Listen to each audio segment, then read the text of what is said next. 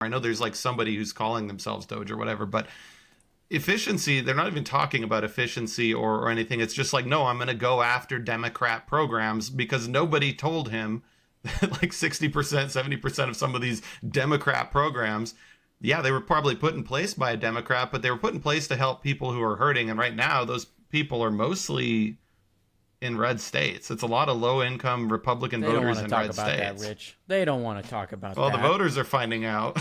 But I think you're hitting on something else important that we used to be able to pass the torch in this country.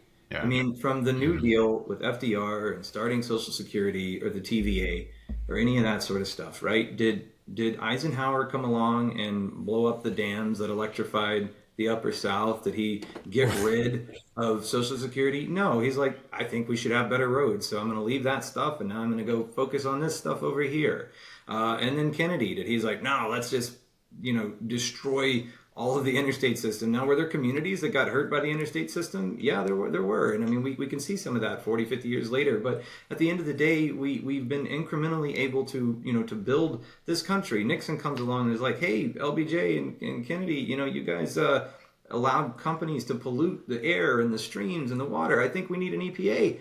So he did that. And Carter didn't tear that down. I mean, we used to be able to pass the torch, and right now we have a political dynamic in this country where we try to tear it down to the studs every 4 years.